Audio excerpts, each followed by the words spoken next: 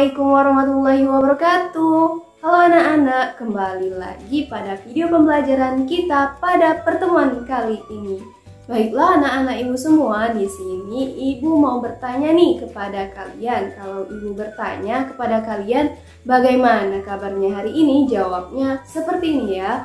Alhamdulillah, luar biasa, Allahu Akbar. Baiklah anak-anak, kita ulangi satu kali lagi ya dengan penuh semangat. Bagaimana nih kabarnya hari ini? Alhamdulillah, luar biasa, Allahu Akbar.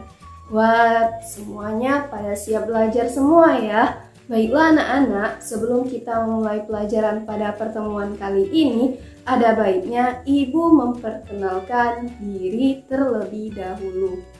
Perkenalkan, nama ibu adalah Ibu Sylvia dengan NIM 2010201009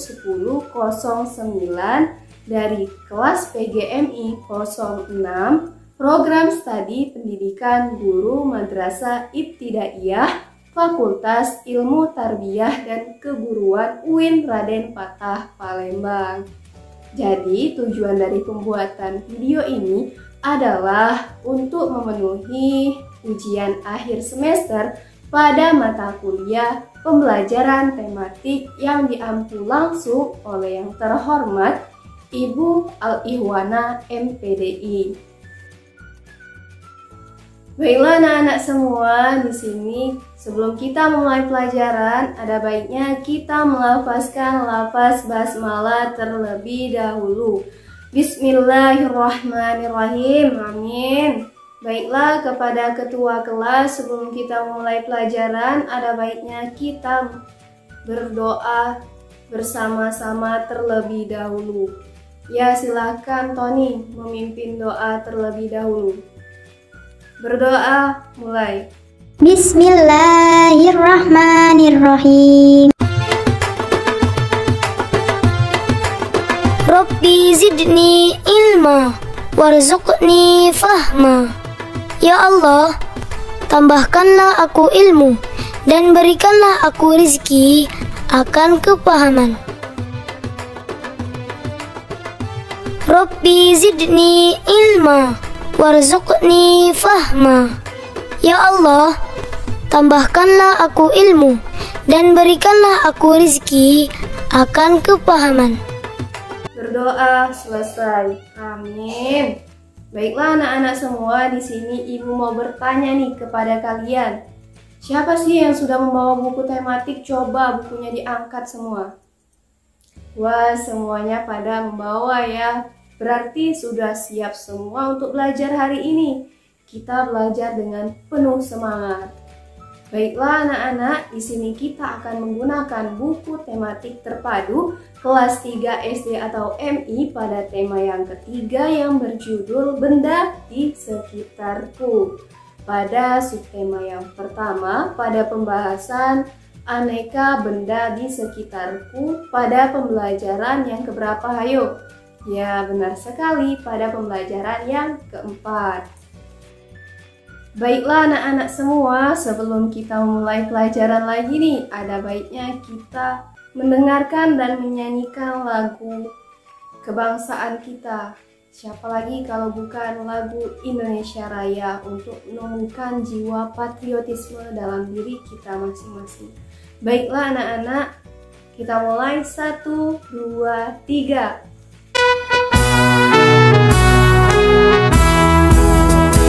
Indonesia tanah airku, tanah tumpah darahku. Di sanalah aku berdiri jadi bangku ibuku. Indonesia kebangsaanku, bangsa dan tanah airku. Marilah kita bersatu, Indonesia bersatu. Hiduplah tanahku, hiduplah negeriku, bangsaku, rakyatku semuanya. Bangunlah jiwanya, bangunlah badannya untuk Indonesia. Indonesia Raya. Indonesia Raya merdeka, merdeka, tanahku, negeriku yang ku cinta. Indonesia Raya merdeka, merdeka, hiduplah Indonesia Raya. Indonesia Raya merdeka, merdeka, tanahku, negeriku yang ku cinta. Indonesia Raya merdeka, merdeka, hiduplah Indonesia Raya. Mari kita belajar dengan penuh semangat.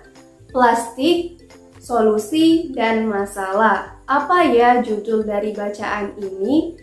Kok plastik bisa jadi solusi dan bisa jadi masalah? Baiklah anak-anak, kita baca teks ini secara bersama-sama ya. Perhatikan benda-benda yang ada di sekitar rumahmu. Sebutkan benda-benda apa saja yang terbuat dari plastik. Ternyata banyak sekali alat rumah tangga yang terbuat dari plastik. Mulai dari ember, sendok sayur, kantong kemasan, dan botol air itu terbuat dari plastik. Sekarang ini banyak sekali benda yang berbahan dasar plastik. Mengapa ya? Ya, karena plastik itu murah dan tahan lama. Bahan dari plastik tidak dapat menyerap udara atau tidak tembus air. Plastik pun mudah dibentuk dan ringan ya anak-anak. Oleh karena itu, plastik dapat dibuat menjadi berbagai benda. Plastik memberikan banyak sekali manfaat untuk manusia, tetapi plastik itu juga dapat menimbulkan masalah ya anak-anak. Plastik itu membutuhkan waktu yang sangat lama untuk terurai secara alami. Butuh sekitar puluhan bahkan ratusan tahun untuk menguraikan plastik ini menjadi secara alami. Coba anak-anak perhatikan tabel berikut ini. Bandingkan waktu yang dibutuhkan plastik untuk terurai secara alami. Lihatlah di sini ya anak-anak, ada benda, contohnya kertas. Kalau kertas itu terurainya agak cepat ya anak-anak, mulai dari 2 sampai 5 bulan. Yang selanjutnya kardus membutuhkan waktu 5 bulan. Yang selanjutnya kulit jeruk membutuhkan waktu 6 bulan. Yang selanjutnya pentung rokok itu bisa membutuhkan waktu 10 tahun untuk mengalami penguraian. Yang selanjutnya adalah kulit sepatu membutuhkan 25 sampai 40 tahun. Wah, sangat lama juga ya. Nah, kamu lihatlah anak-anak, plastik sejenis bungkus deterjen itu bisa membutuhkan waktu 50 sampai 80 tahun untuk mengalami penguraian. Yang selanjutnya adalah plastik. Plastik itu membutuhkan waktu 50 sampai 100 tahun. Itu adalah waktu yang sangat lama ya anak-anak.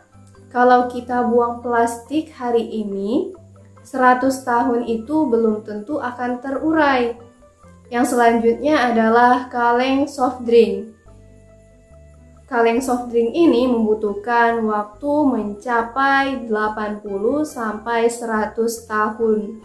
Wah, sangat lama ya anak-anak.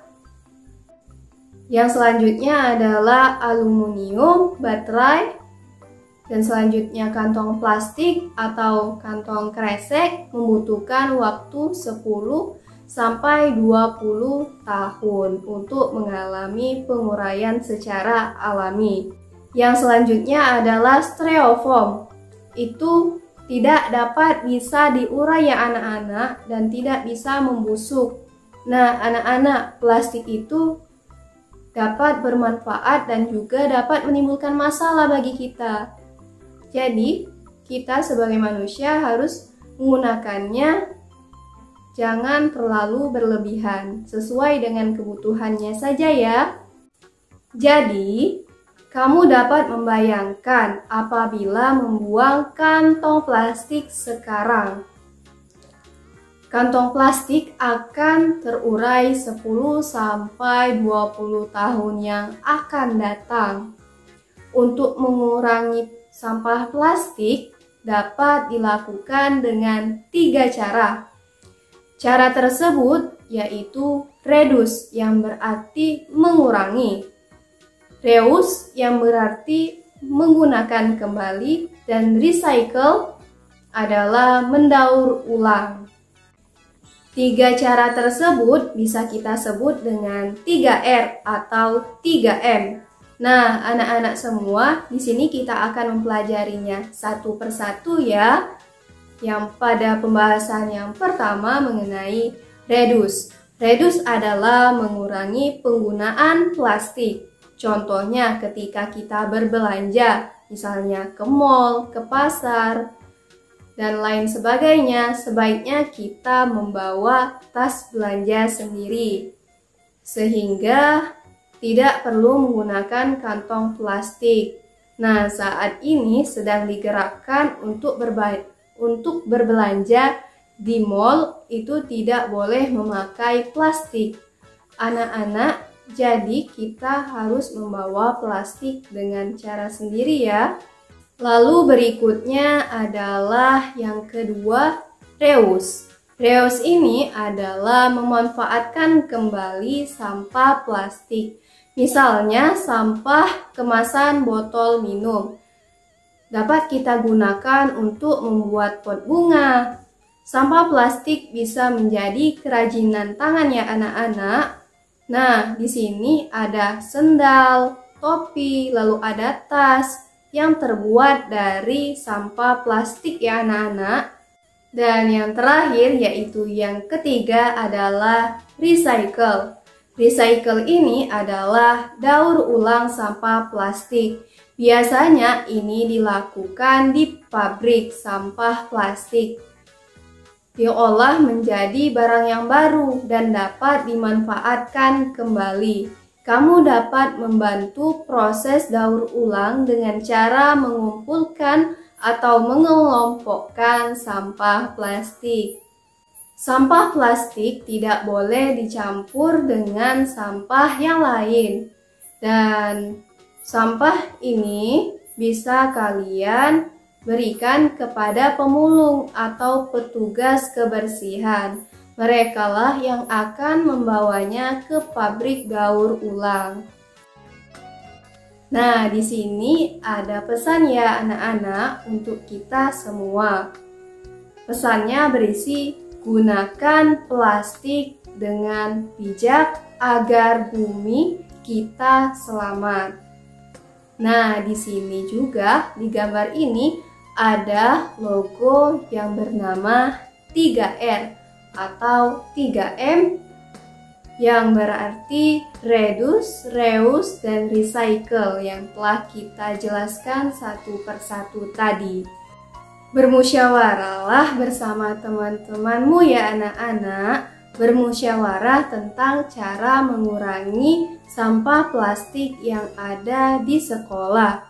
Nah, kalau di sekolah ibu saat ini sudah banyak mengurangi sampah plastik ya anak-anak.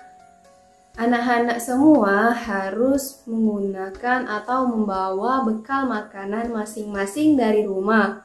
Dan juga membawa botol air minum masing-masing ke sekolah untuk mengurangi sampah plastik.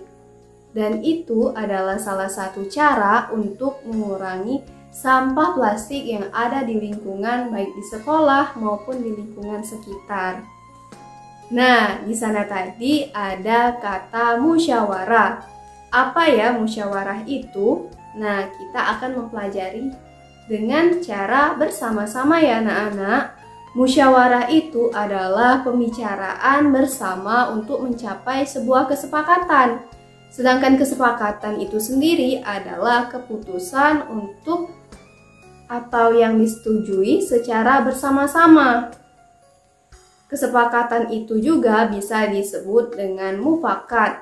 Mufakat itu adalah keputusan yang disetujui secara bersama-sama. Keputusan yang sudah disepakati harus dilaksanakan oleh seluruh peserta musyawarah dengan rasa tanggung jawab yang penuh dan harus diterima dengan senang hati. Melaksanakan musyawarah sesuai dengan pelaksanaan Pancasila sila yang keempat yang berbunyi kerakyatan yang dipimpin oleh hikmat kebijaksanaan dalam permusyawaratan perwakilan. Baiklah anak-anak semua, di sini Ibu ada tugas buat kalian untuk membuat hasil musyawarah di kelasnya masing-masing mengenai cara untuk mengurangi sampah plastik yang ada di lingkungan sekolah. Selamat mengerjakan ya anak-anak, semoga kalian bisa mengerjakan dengan baik. Baiklah anak-anak Ibu semua yang cerdas maupun pintar, mungkin ini saja pembelajaran kita tentang pembelajaran tematik kelas 3 SD atau MI mengenai benda yang ada di sekitarmu. Baiklah anak-anak, sebelum kita mengakhiri pelajaran pada pertemuan kali ini, ada baiknya kita melafazkan lafaz hamdalah terlebih dahulu. Alhamdulillahirrabbilalamin. Baiklah, kepada ketua kelas silakan memimpin doa terlebih dahulu untuk mengakhiri pelajaran pada pertemuan kali ini. Ya, silakan Noni. Berdoa dimulai. Bismillahirrahmanirrahim. Doa penutup majelis. Subhanakallahumma wa bihamdika asyhadu an la ilaha illa anta astaghfiruka wa atubu ilaik. Berdoa selesai. Amin. Baiklah anak-anak, mungkin ini saja yang bisa Ibu sampaikan. Ibu memohon maaf jika terjadi suatu kesalahan dalam penyampaian materi. Kepada Allah Ibu memohon ampun. Wabillahi taufik wal hidayah. Wassalamualaikum warahmatullahi wabarakatuh. Bye-bye anak-anak, sampai bertemu di pertemuan selanjutnya ya.